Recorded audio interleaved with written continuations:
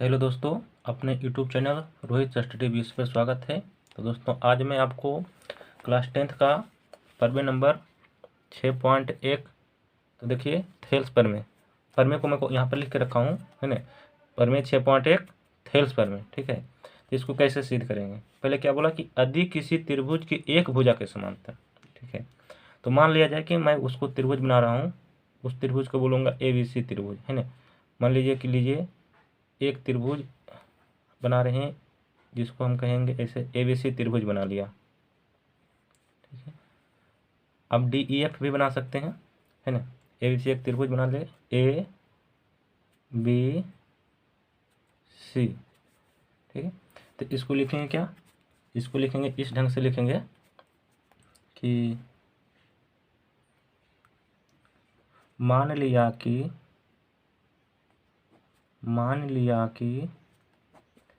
ABC एक त्रिभुज है, ठीक है। एक त्रिभुज है, वो सिर्फ प्रमेय में बोला गया कि किसी त्रिभुज की, तो मैं यहाँ मान लिया कि ABC एक त्रिभुज है ना। तो एक त्रिभुज की, ठीक है। जब बोला एक भुजा के समांतर, तो त्रिभुज में तीन भुजाएं, एक भुजा, दो भुजा, तीन भुजा। तो एक भुजा के समांतर, तो मान लीजिए इस भुजा के समांतर हम यहाँ पर एक क्या खींच लिए, एक भुजा के समांतर, यानी दो बिंदुओं को भिन्न भिन्न बिंदुओं पर प्रतिच्छेद करने के लिए, तो इस भुजा के समांतर, ठीक है, हम एक इस भुजा के एक भुजा के समांतर यन दो भुजा, तो एक भुजा बच गया, तो दो भुजाओं को भिन्न भिन्न बिंदुओं पर प्रतिच्छेद करने के लिए, ठीक है, एक रेखा खींची जाए। तो ये रेखा खींच दिए, है ना। मान लीजिए अच्छा खींची जाए, तो ये दोनों भुजाएं एक ही अनुपात में विभाजित हो जाती है। मतलब यहाँ पे हम इसको बोल सकते हैं D, इसको बोल सकते हैं E। तो कहने मतलब इसका हुआ कि एक ही अनुपात में विभाजित हो जाए, मतलब कि AD बटे DB इस अनुपात में विभाजित हो जाती है। AD बटे DE इसमें विभाजित हो जाती है, ठीक है। जिसे मान लीजिए कि फिर आपको समझा रहा हूँ, अब समझने के प्रयास कीजिएगा। ऐसे कि एक त्रिभुज है ना, त्रिभुज है जिसको मैं ABC कह दिया, ठीक है। अब बोला एक भुजा के समांतर, तो इस भुजा के समांतर हम खींच दिया। ये रेखा क्या कि AB भुजा को और BC भुजा को भिन्न भिन्न प्रतिच्छेद कर दिया। जब प्रतिच्छेद कर ऐसे होता है तो एक ही अनुपात में विभाजित हो जाता है। एक ही अनुपात का मतलब हुआ कि AD बटे DB बराबर AE बटे EC, मतलब एक ही अनुपात, मतलब समान अनुपात में, अनुपात दोनों का बराबर होगा। EC यही इसका इस प्रमेय का कहना यही है, हमको यही सिद्ध करके लाना है। थेल्स यही कहा गया थेल्स प्रमेय में। तो देखिए इसको मैं कैसे सिद्ध करूँगा। तो मान लिया कि ABC एक त्रिभुज है। देखिए आप लोग, मान लिया कि ABC एक त्रिभुज है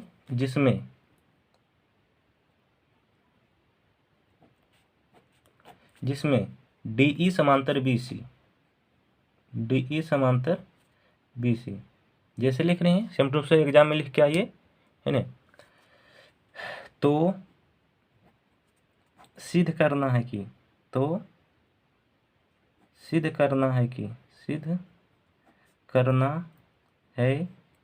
क्या सिद्ध करना है? तो AD बटे DB बराबर AE बटे EC, ठीक। यही सिद्ध करके लाना है।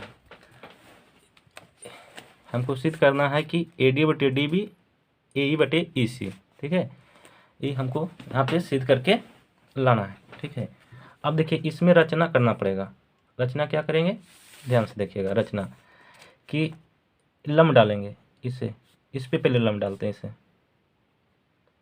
ठीक है। ऐसे लंब डाल दिए, तो E हम इसको कर देते हैं N, ठीक है। और यहाँ पे E लंब ऐसे डाल देते हैं, इसको बोलेंगे M, ठीक है। अब इसको ऐसे मिला देंगे, इतना रचना करेंगे, इसको मिला देंगे BE को और इसे CD को मिला दिया, ठीक है। अब देखिए रचना में लिखेंगे कि रचना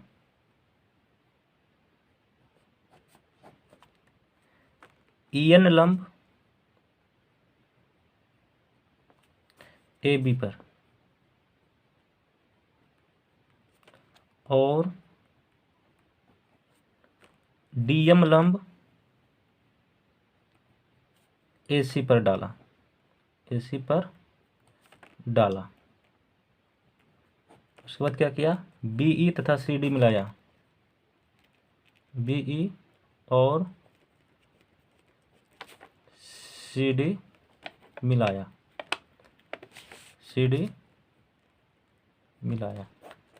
ठीक है, आप लोग ध्यान दीजिए। अब इसमें देंगे परिमाण, परिमाण इसमें ध्यान देना पड़ेगा कि त्रिभुज का क्षेत्रफल होता है ना। पहले देखिए एरिया ऑफ लिखाएंगे, area of A D E, A D E लिखेंगे, area of A D E बराबर A D E, area of A D E. ठीक है, तो एरिया ऑफ डी ए का क्षेत्र होता है 1/2 गुना आधार। आधार देखिए मानना है हमको ई, ए डी हो गया आधार, तो ए डी आधार गुना ऊंचाई, ऊंचाई तो देखिए इस त्रिभुज का ऊंचाई से लंब ही होगा, ई एन हो जाएगा इसका लंब, तो ई एन। ठीक है, समीकरण 1।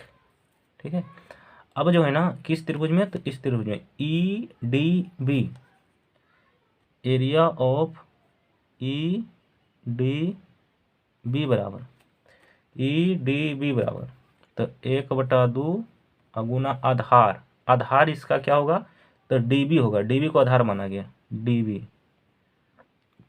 गुना ऊंचाई, ऊंचाई देखिए इसका क्या होगा, तो ई एन होगा। बोले ई एन क्यों होगा, बात समझिएगा, बात समझिएगा ध्यान से। त्रिभुज कैसे बना हुआ है, तो इस ढंग से, ठीक, यहाँ है ई डी और बी। ठीक है, ई डी बी एक कौन त्रिभुज है, तो अधिकोण त्रिभुज है। ठीक है, अधिकोण त्रिभुज ऐसे बनता है नहीं, ये अधिकोण त्रिभुज है। ठीक है, तो इसकी इस त्रिभुज की ऊंचाई कहाँ होता है, तो इस भुजा को इसे बढ़ाया जाता है और यहाँ पर इसे लंब डाले, तो यही इस अधिकोण त्रिभुज की ऊंचाई होती है। ठीक है, अब ध्यान से देखिए कि इस भुजा को इस ढंग से इसे बढ़ाया गया है ना, बढ़ा हुआ है कहाँ तक, ए तक, और इस यहाँ से इसे लंब दिया गया है, तो इसलिए यहाँ पर ई एन हो जाएगा इसका लंब। ठीक है, तो आप लोग यहाँ ध्यान दीजिएगा, तो इसका ई एन हो गया लंब, समीकरण 2। अब हम पहले ही बोल चुके हैं कि लाना हमको क्या है, तो लाना है क्या, ए डी बटे डी बी है ना। तो कैसे करेंगे, तो देंगे क्या करेंगे यहाँ पे ध्यान से, समीकरण 1 में 2 से भाग दे देंगे, समीकरण 1 में 2 से भाग देने पर, भाग देने पर एरिया ऑफ, समीकरण के area of A D E बटे एरिया ऑफ क्या, तो area of E D B, E D B बराबर 1/2 हो जाएगा ऊपर में, गुना ऊंचाई ए डी गुना ई एन बटे एरिया ऑफ 1/2 गुना डी बी गुना ई एन। ठीक है, अब ध्यान से 1/2 से 1/2 कट गया, ई एन से ई एन कट गया। ठीक है, अब क्या बचा, तो इसलिए क्या कि इसलिए बच गया area of A D E बटे area of E D B, क्या बच गया, बच गया ए डी बटे डी बी, इसको बोलेंगे समीकरण 3। ठीक है, इसको समीकरण 3 बोला गया। अब ध्यान से देखिए, अब समीकरण 3 हो गया, तो अब क्या करेंगे कि इसी प्रकार सिद्ध किया जा सकता है कि, इसी प्रकार सिद्ध किया जा सकता है कि, सिद्ध किया जा सकता है कि, क्या सिद्ध कर सकते हैं, ध्यान से आप लोग गौर कीजिएगा कि area of A D E क्या कर सकते हैं सिद्ध, कि area of A D E बटे area of D E C जैसे इधर सिद्ध किए थे उसी area of D E C हो जाएगा ना, but area of D E C बराबर क्या होगा, देखिए area of A D C में हो जाएगा, area of A D C में अब ये आधार इसको मानेंगे तो ए ई हो जाएगा, इधर हो जाएगा ए ई बटे, अब अगला बार आधार इसको मानेंगे, ऊंचाई तो डीएम रहेगा तो डीएम से डीएम कट जाएगा, 1/2 भी कट जाएगा तो अब ई सी बच जाएगा नीचे में ई सी। तो समीकरण ये हो गया आपका 4, क्योंकि समीकरण 3 तक तो ही हो गया था, समीकरण हो गया इसमें 4। अब जो है ना, अब ध्यान से देखिए है ना, डी ई और बी सी समांतर रेखा है, तो दो समांतर रेखाओं के बीच एक ही आधार पर बना त्रिभुज का क्षेत्रफल समान होता है। ये कथन यहाँ लिखेंगे पर में, उसके बाद लिखेंगे क्योंकि एक ही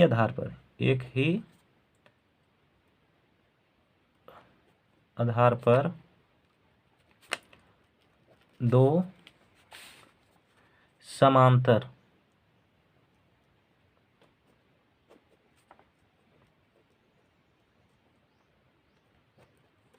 रेखाओं के मध्य बना त्रिभुज का क्षेत्रफल समान होता है। क्या होता है? समान होता है जी। जब समान होता है तो आप लोग ध्यान से देखिए, समान होता है इसलिए हम इसको समान मतलब देखिए क्या हुआ, तो डी ई और बी सी समांतर रेखा है ना, और डी ई आधार पर त्रिभुज ई डी बी बना हुआ है और डी ई आधार पर त्रिभुज डी ई सी बना हुआ है।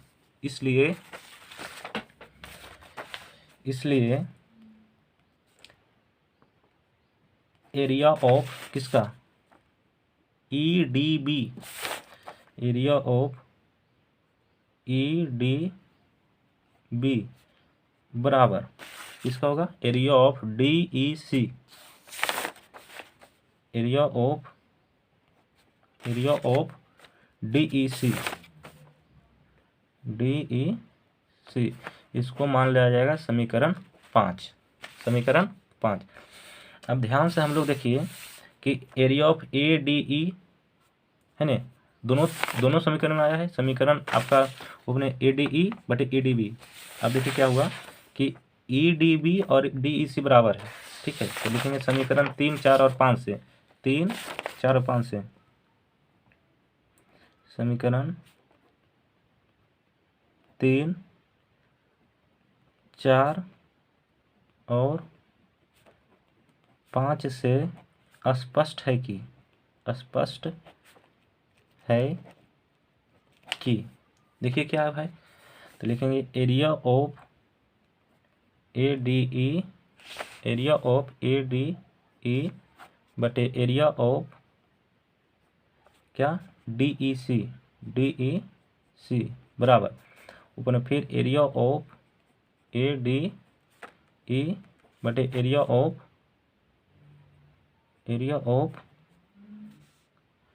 इसमें इसका हो जाएगा area of E D B, यहाँ हो जाएगा एरिया ऑफ डी ई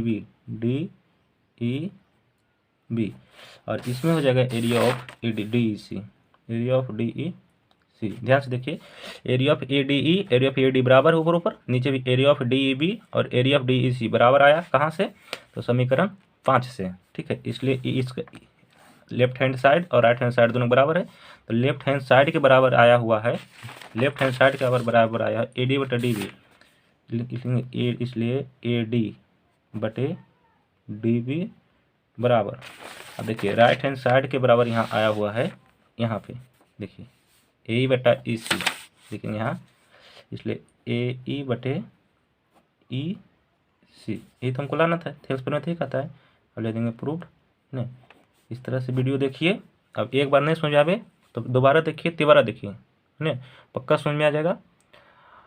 तो आप लोग देखिए ध्यान से।